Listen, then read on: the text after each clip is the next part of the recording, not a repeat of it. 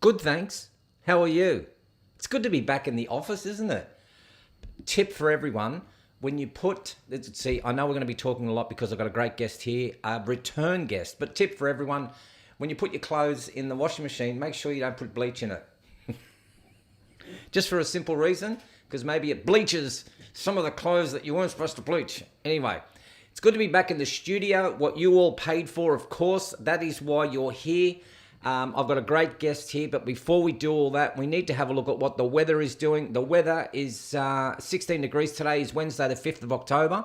It is mostly cloudy. Petrol hovering around the $1.89.9. I'm not too sure if the excise has kicked in just yet, but I'm sure it will get there. As you know, I was driving in the last few days heading up to Cairns, and petrol or diesel fluctuated anywhere between $2.08 to $2.35 per every litre that you sniff. So we will be seeing that.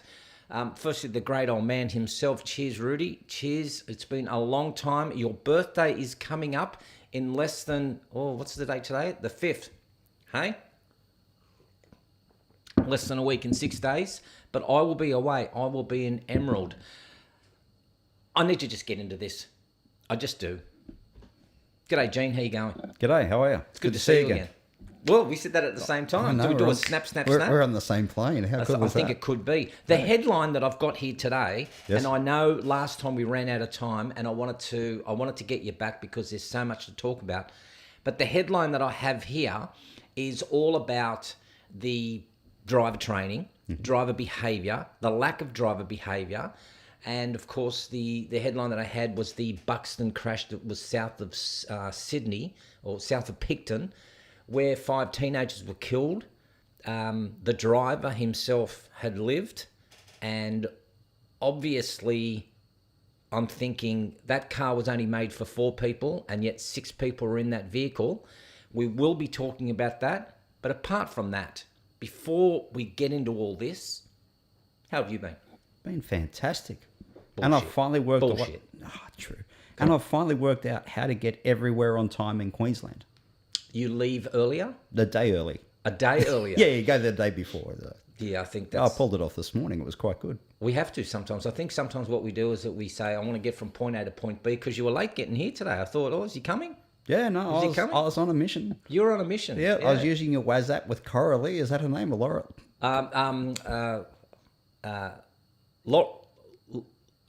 Lee. What's her name?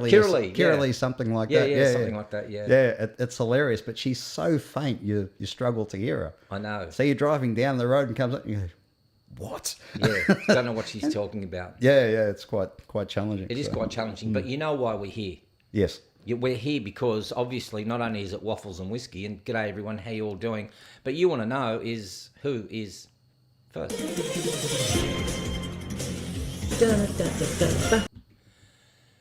G'day Wiley, how you going?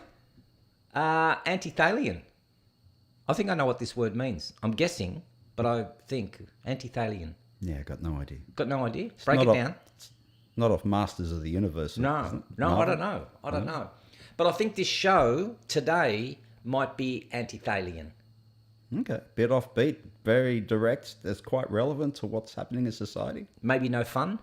No, we're plenty of fun. Oh, okay. So yeah, we're lots of fun. And we haven't even started on the first I'm pretty sure whiskey. maybe it's void of having some humour or some fun or some gaiety. I don't know. I think it is. I think it's an old word. It's an old English word. Well, if we just need a bit of gaiety, we just need an ice cream. Then we can both have a gay time. See what you did there? Don't do that. Don't push those buttons. I see what you did there, though. That's very clever. All right, so I want to push this story up here. Let me just see. We're going to have a look at this. This is the Buxton car crash. 5 teenagers from Picton High School killed in a horrific crash southwest of Sydney. Police say that it's fortunate that 5 teens actually survived the horror crash just 1 week after a Buxton tragedy. So this is another one. I was going to say this has happened a few times. This has happened a few times. And then there was one, like I think 2012, 2013, where a car veered off the M1 near Coomera and careened into a back of a vehicle and killed the occupants of the vehicle that was sitting in front. So it was a lot, and it's again teenager related. And so this is the crash here. It's not just teenager related. if you look at all the roadworks, you've got those trucks with their huge booms, their collapsible barriers on the back. Yep. It's because people run into the back of things parked on the side of the motorway every day, all the time. This is not a teenager's specific problem. Yep. It's a fundamental flaw in how we're approaching driver training and managing drivers on the road. I can agree with you in that, but I think doesn't it start off with young age? Like, I think it starts off with teenage driver behaviour, and then, of course, that driver behaviour then extends to, our age group. So, a barrier being in the way shouldn't be something that is a surprise to us. It depends on how you define driver behaviour, and this is quite interesting. So we pursue or perceive driver behaviour to be how we choose to act and behave. We can be nice and placid, we could be laughing, we could be angry. For instance, there's a lot of anger out on the road at present. You've only got to be a quarter of a second off getting onto the throttle when the light turns green and everyone's honking their horn and getting upset. Yeah. And the irony of it is the cars are still parked the other side of the intersection.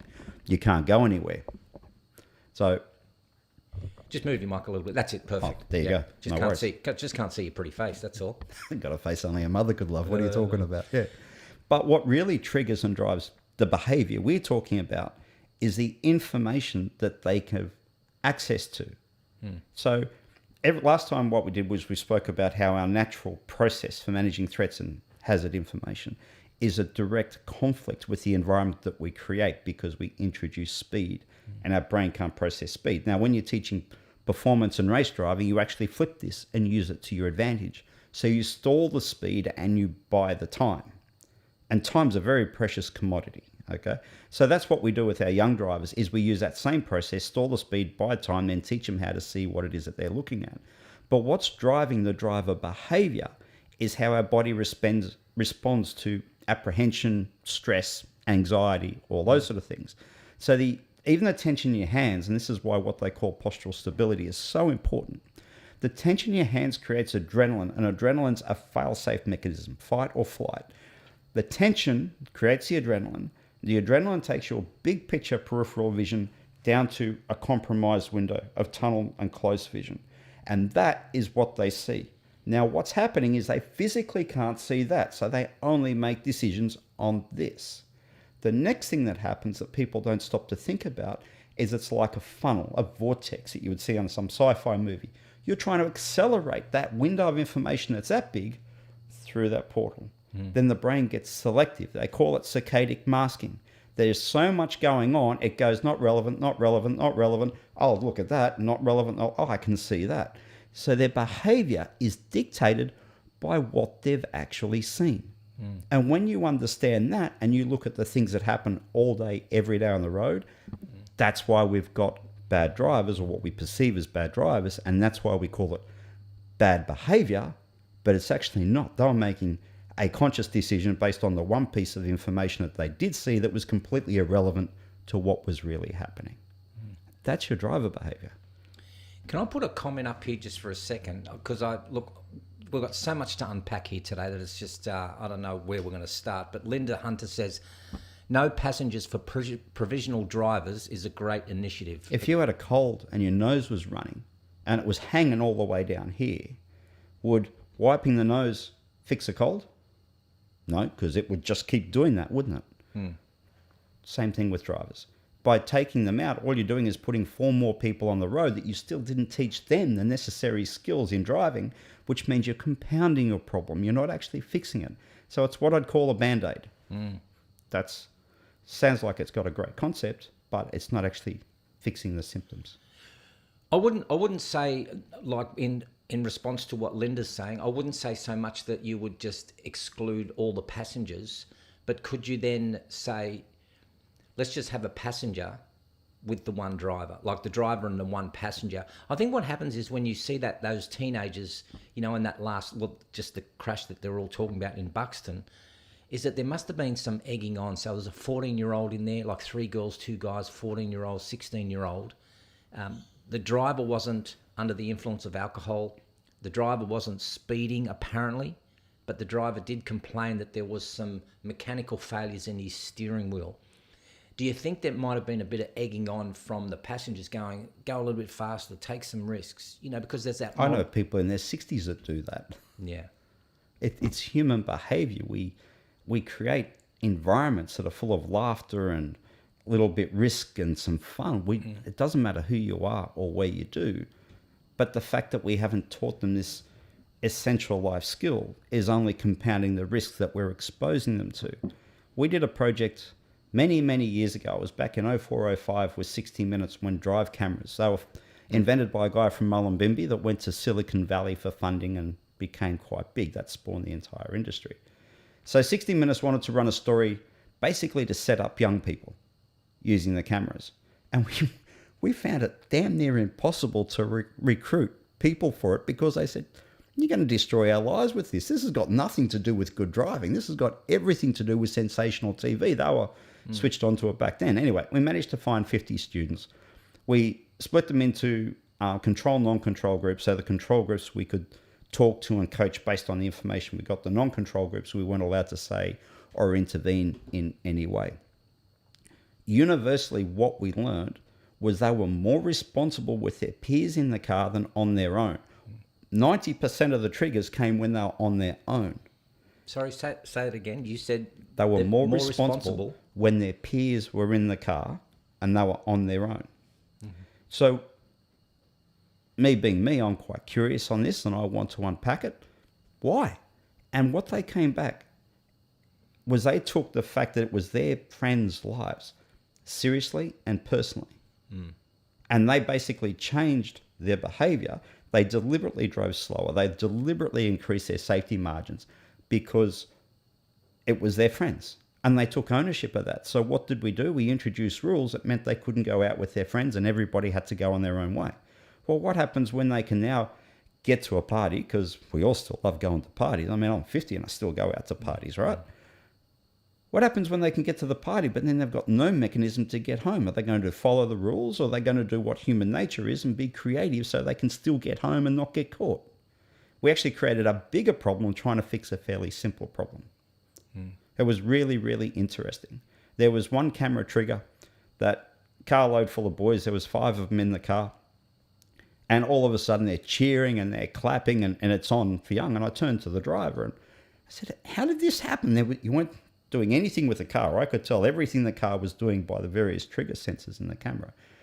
You weren't driving too fast. You weren't cornering. You weren't braking. You were driving down the straight road. Why'd the camera go off? And he said, maxi taxi full of girls and they all took their breasts out. So we just had to try and get you some footage. Right. And that was why it went off. You can't police the entertainment of life out of life. But all it does, as I said, it's all symptoms. And there's a lot of triggers to the symptoms. It brings them to the surface and occasionally it bites us on the backside. And unfortunately, that's what's happened here. There's nothing to suggest he was a bad kid.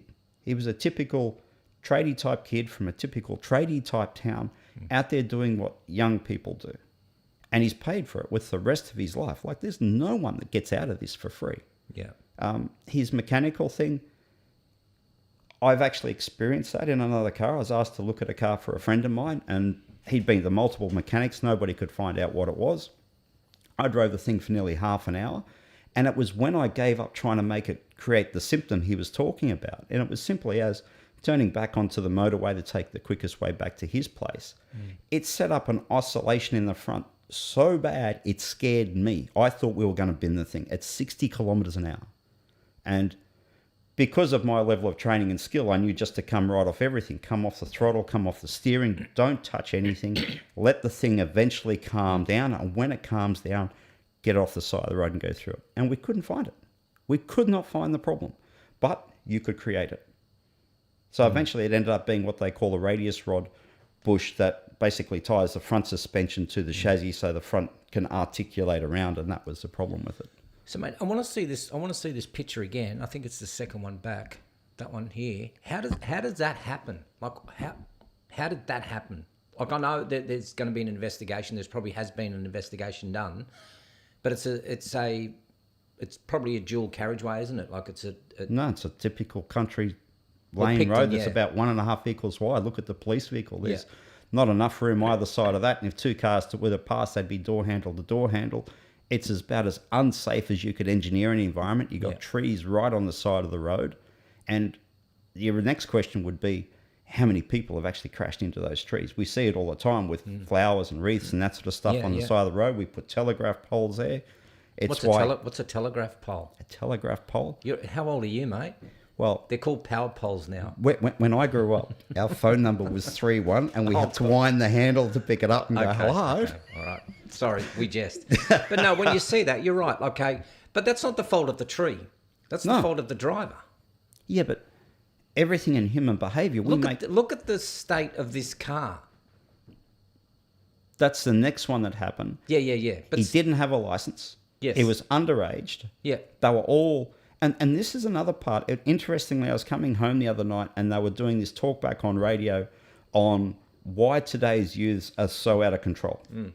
And this bloke phoned up, military guy, spent 20 or 30 years in the military, so you can imagine what it'd be like at home, XYZ. And he said, problem started about 4 years ago when my kid started telling me what he could do and what I couldn't do.